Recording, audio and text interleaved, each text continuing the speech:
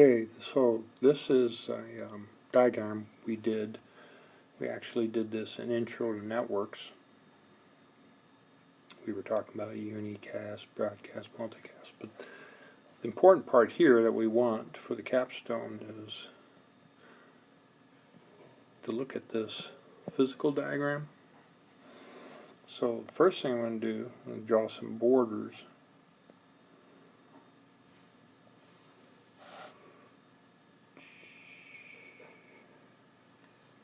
See that here?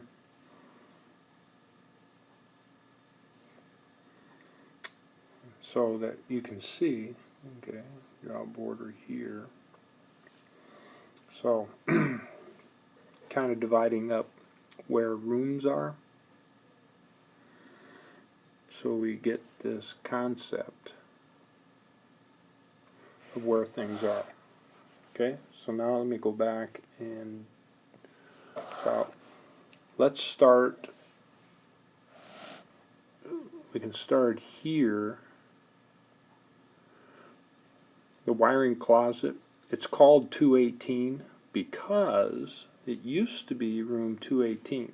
You can see here, if I go back to my drawing some lines, this is the hallway, and these used to be separate rooms. So let me highlight that.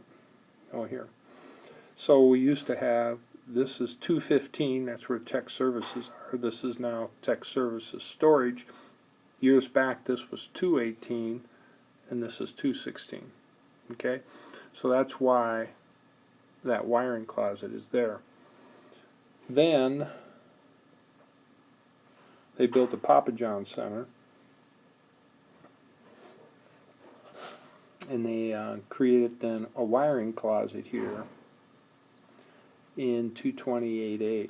And so there's a rack there.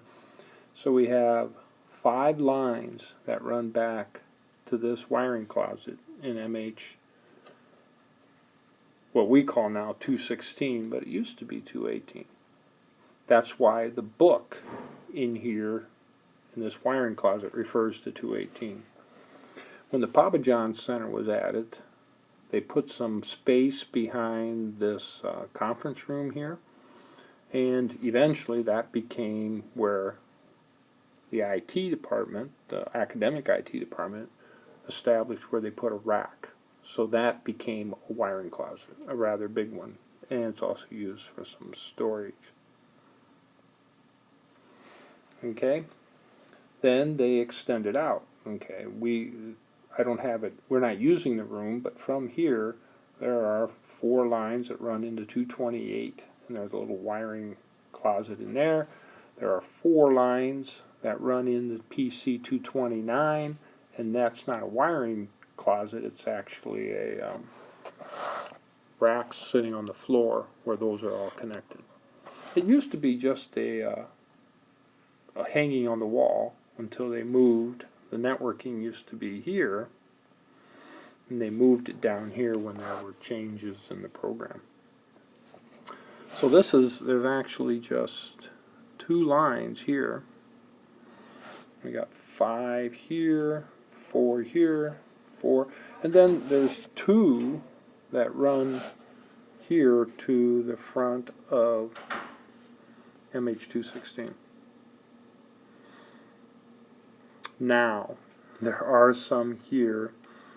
Okay, we've got some stuff crossed over in here. There are some that run to the floor in 216.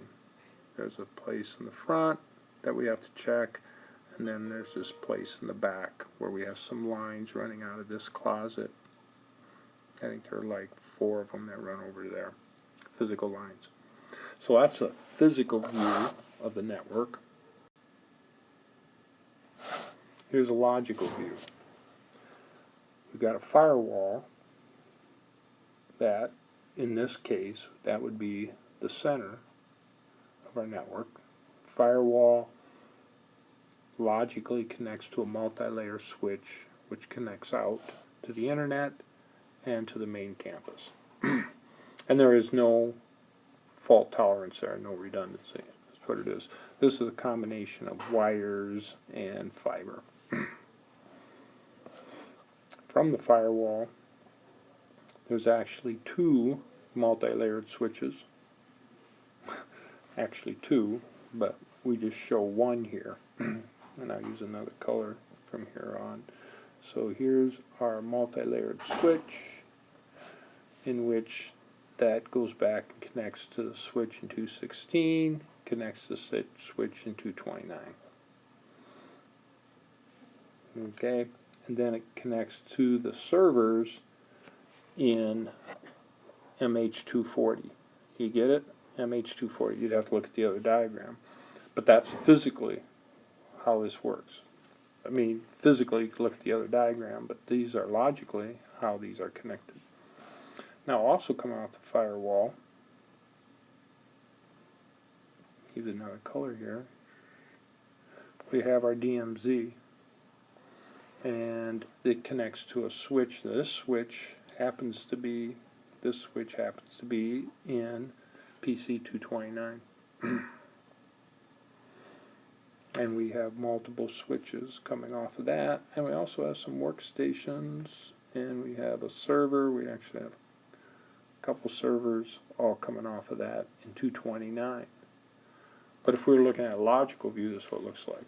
Now, just some added things also coming off. There's a router and a multi-layered switch, and the students in the intro on networking are doing all their switch work off of here. And the Linux work is also all the Linux servers are on this particular DMZ. Now there is another DMZ, and we'll call that another color. We could use green, that actually comes from 229,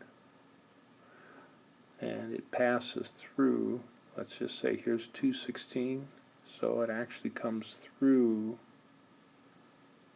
right through here on its own VLAN, slips through here, and actually has a separate connection to the firewall. And this is done with trunking. Alright. And then that is it for the logical view.